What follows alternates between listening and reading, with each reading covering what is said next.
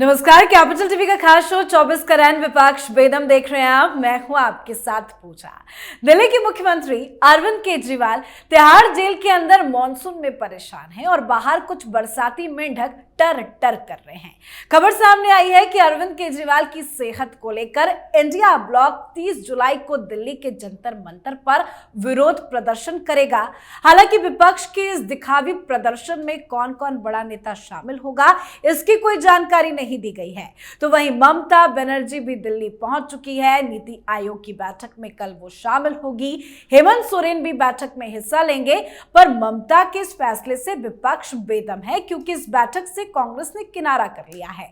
तो वहीं महाराष्ट्र विधानसभा चुनाव को लेकर कांग्रेस में खटपट की खबरें सामने आ रही है। अलग अलग बैठकों में सीट शेयरिंग को लेकर चर्चा हो रही है। तो महाराष्ट्र में क्या चल रहा है बताएंगे आपको, और इन तमाम मुद्दों पर चर्चा के लिए मेरे साथ स्टूडियो में मौजूद हैं कैपिटल टीवी के editor in chief doctor Manish Kumar और एग्जीक्यूटिव एडिटर राजीव जी। सर, आप दोनों का बहुत बहुत स्वागत है। धन्यवाद। ये 30 तारीख को जो दिल्ली के जंतर मंतर में विरोध प्रदर्शन की बात कही जा रही है, इससे क्या हो जाएगा? क्या केजरीवाल की सेहत में सुधार हो जाएगा या केजरीवाल जेल से बाहर आ जाएंगे? बिल्कुल सही बात आपने कही है कि भाई तबीयत खराब है तो हॉस्पिटल लेकर के जाओ।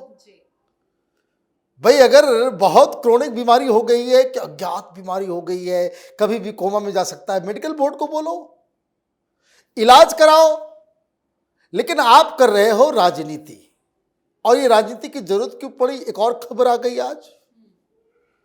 ये सब अरविंद केजरीवाल के साढ़ू के काले कारनामे को छुपाने के लिए। क्या साढ़ू जिन लोगों को नहीं समझ में आता है, पत्नी के जीजा जी है ना, मतलब पत्नी के सिस्टर के हस्बैंड। तो सुनीता भाभी के जीजा जी जो हैं वो कांड करके निकल लिए हैं, और उनका काला चिट्ठा जो सामने आ रहा है, हर दिन, हर सप्ताह, हर महीने अरविंद केजरीवाल के काले कारनामे वो दुनिया के सामने आ रहे हैं। सीबीआई ईडी की जांच चल रही है। आप तमाशा करने में लगे हुए हो। राजनीति आपको करनी है, राजनीति कीजिए, लेकिन तबीयत खराब पे राजनीति है, जबरदस्ती जेल में डाल दिया गया उसकी राजनीति। मीडिया में बने रहने के लिए एक नया प्रपंच, नया प्रकल्प जो है इन लोगों ने शुरू किया। मैंने कल भी कहा था कि 5 दिन अगर ये मीडिया में गायब हो जाएगा केजरीवाल, हिंदुस्तान के किसी राज्य के मुख्यमंत्री भी हैं, कोई जानेगा नहीं, पहचानेगा नहीं। ये काम इसलिए इसको एक पॉलिटिकल एंगल से देखने की बिल्कुल अलग थलग पड़ चुके हैं, इसलिए समर्थन जुटाने की कोशिश कर रहे हैं। लेकिन राजीव सर, एक सवाल है मेरा कि इस विरोध प्रदर्शन में कांग्रेस पार्टी क्या शामिल लेगी, और अगर शामिल होती भी है तो कांग्रेस की तरफ से कौन सा बड़ा नेता आएगा? देखिए, आम आदमी पार्टी पूरी तरह से कंफ्यूज थी कि किस तरीके से विपक्ष के नेताओं को एक मंच पर लाए केजरीवाल के मुद्दे पर। और पिछली बैठक में इन लोगों ने सवाल भी उठाया था। संजय सिंह और राघव चड्ढा, ये दोनों ने सारे नेताओं से कहा कि देखिए अरविंद केजरीवाल की तबीयत बहुत खराब है, जेल में मिलने चलते हैं। वो तो रिजेक्ट हो गया। फिर कहा कि नहीं, एक साथ मिलते हैं, वो भी रिजेक्ट हो गया। तो इन लोगों ने क्या किया कि ऐसा समय निर्धारित किया है। अभी क्या है, संसद का सत्र चल रहा है, 12 अगस्त तक सत्र चलना है, और इस बीच इन्होंने कहा कि 30 जुलाई को हम लोग जंतर मंतर पर जाएंगे। ये जंतर मंतर कोई रैली की जगह नहीं है, छोटे मोटे प्रदर्शन की जगह है। अगर ये इंडी अलायंस के मीटिंग होती या फिर रैली होती तो रामलीला मैदान में जगह बुक करवाना होता। इसलिए ये लोग जंतर मंतर को चुना कि कुछ सांसद इधर उधर से जुटा लेंगे, अलग अलग पार्टियों के। कांग्रेस के नेता साफ तौर पर कह रहे हैं कि हम लोग जाएंगे, ये इनिशिएट करेगा वहां पर जंतर मंतर पर। कौन नेता जाएगा इसके बारे में अभी हम निर्णय नहीं ले सकते, क्योंकि हमने पहले कह दिया है दिल्ली विधानसभा का चुनाव हम अकेले लड़ेंगे। अब ऐसे में जब चुनाव अकेले लड़ेंगे तो फिर इन लोगों के साथ बैठकर ये चोर गैंग के साथ ये बदनाम नहीं हो सकती कांग्रेस कि इस चोरी में कांग्रेस की भी भूमिका है। इसलिए कांग्रेस का कोई बड़ा नेता तो नहीं जाएगा। हो सकता है कोई छुटभैया नेता वहां चला जाए, हो सकता है कि दिल्ली से बाहर के कुछ सांसद को भेज दे कि चलो कोई पहचाने जाने नहीं, तुम लोग जाकर कांग्रेस का एक झंडा गाड़ देना। ये स्थितियां राहुल गांधी जाएंगे या नहीं जाएंगे? राहुल गांधी तो नहीं जाएंगे, ये लगभग तय है। क्योंकि राहुल गांधी को जाना होता तो इससे पहले कांग्रेस ये प्लान बना लेती कि हम एक मीटिंग कर रहे हैं, केजरीवाल के लोग उसमें आए। अब राहुल गांधी इन लोगों के साथ दिखाई पड़ना नहीं चाहते हैं। बिल्कुल। तो वैसे बात करें ममता बनर्जी की तो बड़ी असमंजस में थी कि आए ना आए, लेकिन अब तो कंफर्मेशन खबर आ गई है कि दिल्ली पहुंच गई हैं। कल वो बैठक में भी हिस्सा लेने जा रही है। देखिए, माल किसको नहीं चाहिए? बिना माल लिए काम कैसे होगा? माइक लेकर के पत्रकारों को उधर लाइन में खड़ा करके वो कह रही है कि देखिए हमारे साथ, हमें पैसा नहीं मिल रहा है हमें। भाई ये गजब कहानी है। साल भर आप प्रधानमंत्री मोदी को गाली दो और माल लेने के लिए जो है दिल्ली में जो है आप हाजिरी लगाना शुरू कर दो। सिर्फ ममता बनर्जी नहीं, हेमंत सोरेन भी आ रहे हैं। तो इससे क्या मतलब है? इसका एक पॉलिटिकल जो उसका एंगल वो ये समझ में आ रहा है कि कांग्रेस पार्टी ने विरोध कर दिया, डीएमके ने कहा हम नहीं आएंगे, तो और बाकी कितने लोग बचे? ये आम आदमी पार्टी तो जेल में ही है, दूसरा पंजाब वाला है, अभी तक वो क्लैरिटी नहीं कि वो आएंगे। वो भी आएगा।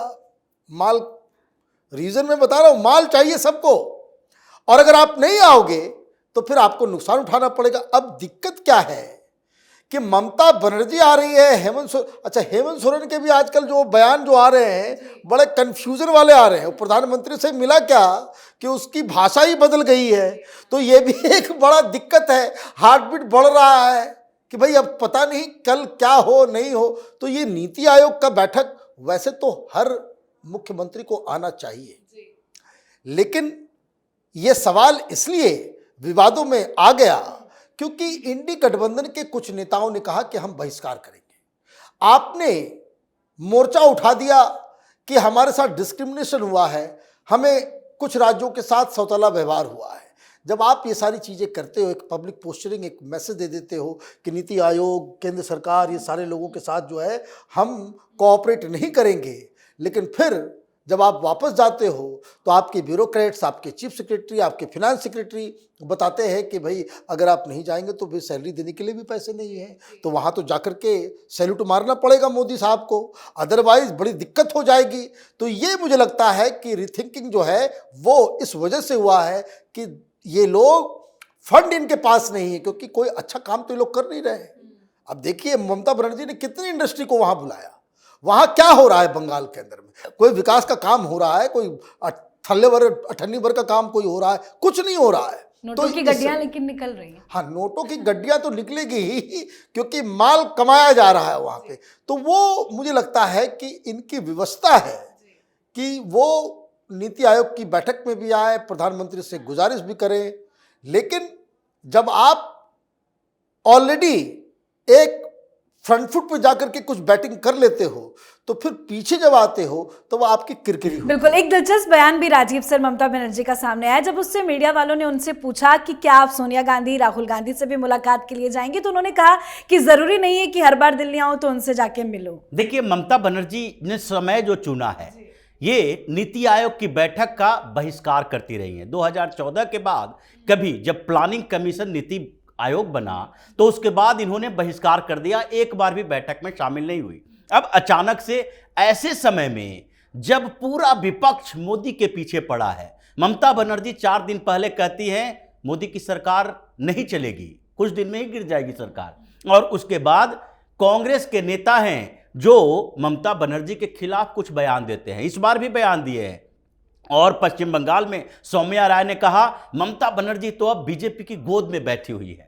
तो ये जो अभी का समय निर्धारित किया गया, चुना गया, ममता बनर्जी ने चुना, और उसने कहा कि देखिए हम लोग अपोजिशन की आवाज बन के जाएंगे, और इसलिए हमने हेमंत सोरेन को भी साथ में बुलाया है। मतलब वो कांग्रेस को पीछे धकेल रही हैं। अपोजिशन में कांग्रेस डोमिनेट नहीं कर सकती, इसलिए ममता बनर्जी उन सब अपोजिशन लीडर, जिसमें सिर्फ और सिर्फ राहुल गांधी के करीबी में एमके स्टालिन को छोड़ दीजिए, और दूसरे अखिलेश यादव हों या तेजस्वी यादव हों या फिर हेमंत सोरेन हों या फिर अरविंद केजरीवाल के साथ भी उनकी नजदीकी बढ़ेगी, इन सबको अपने साथ रखेंगी, कांग्रेस अलग थलग पड़ेगी, और वो तीसरे मोर्चे की तैयारी में जुटी हुई है पिछले 1 महीने से। बिल्कुल। मतलब ममता बनर्जी ने कांग्रेस पार्टी को ठेंगा दिखा दिया। बिल्कुल ठेंगा दिखा रही है, और वो चाहती ही है कि राहुल गांधी को वो लीडर मानने को बिल्कुल तैयार नहीं है।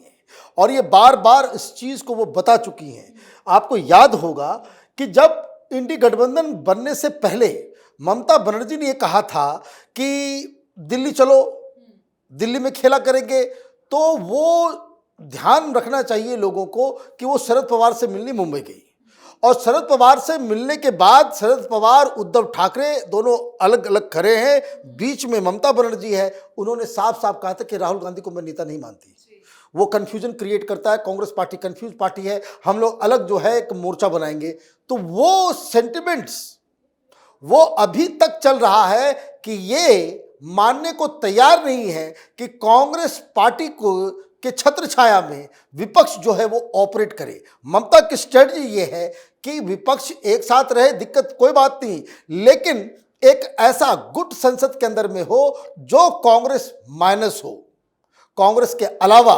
तो ये जो है वो बेसिकली वही चीज है कि राहुल गांधी के नेतृत्व के ऊपर जो है ममता सवाल उठा रही है। जी बिल्कुल। राजीव सर, जाते जाते एक चीज आपसे और समझना चाहेंगे, कांग्रेस पार्टी ने महाराष्ट्र चुनाव को लेकर कमेटी भी बना लिया है, क्या कुछ चल रहा है महाराष्ट्र? देखिए, कमेटी तो बना लिया है लेकिन सहमति नहीं बन पा रही है। नाना पटोले अलग रास्ता अपना रहे हैं और इन लोगों ने जो एक डिमांड रखी कि जैसे भारतीय जनता पार्टी ये महायुति में सबसे बड़ी पार्टी है और वो 150 से ज्यादा सीटों पर चुनाव लड़ती रही है, तो हम भी अब 160 सीटों पर यानी 50 से ज्यादा सीटों पर चुनाव लड़ेंगे। 160 से 70 सीटों पर हमें चुनाव लड़ने के लिए दिया जाए, क्योंकि हमने लोकसभा चुनाव में बेहतर प्रदर्शन किया है। अब उद्धव ठाकरे या शरद पवार दोनों इस बात को तो मानेंगे नहीं, इसलिए ये कमेटी जो बनाई गई है उसी तरह का है जैसे इंडी अलायंस के लिए कोऑर्डिनेशन कमेटी बनाई गई थी और टिकट के बंटवारे को लेकर अंत तक झगड़ा होता रहा। ममता बनर्जी से बात नहीं बनी, दूसरे स्टेट में बात नहीं बनी, तो ये अलग अलग एक एक पार्टी से मुलाकात करते रहे। महाराष्ट्र में भी ऐसा ही चल रहा है। ये अंत तक ऐसा होगा, शरद पवार और कांग्रेस डील कर लेगी, उद्धव ठाकरे बीच में ऐसे हो जाएंगे कि न घर के रहेंगे न घाट के रहेंगे। बिल्कुल सर, बहुत बहुत धन्यवाद सर आप दोनों का। धन्यवाद। तो महाराष्ट्र में विधानसभा चुनाव नजदीक है, एनडीए और इंडिया गठबंधन ने अपनी अपनी तैयारियां शुरू कर दी हैं। इसी क्रम में कांग्रेस ने महाविकास अघाड़ी के साथ सीट बंटवारे को लेकर एक समिति बनाई है। चुनाव को लेकर तैयारियां जोरों पर है, तो वहीं दिल्ली में केजरीवाल पूरी तरह से बेदम नजर आ रहे हैं। विपक्षी नेताओं से समर्थन की मांग कर रहे हैं। अब केजरीवाल के समर्थन में कौन खड़ा होता है ये देखना दिलचस्प होगा। तो वहीं ममता बनर्जी के दिल्ली दौरे से विपक्ष बेदम है। इन तमाम मुद्दों पर आप अपनी राय कमेंट कर लिखें। देखते रहिए कैपिटल टीवी। नमस्कार।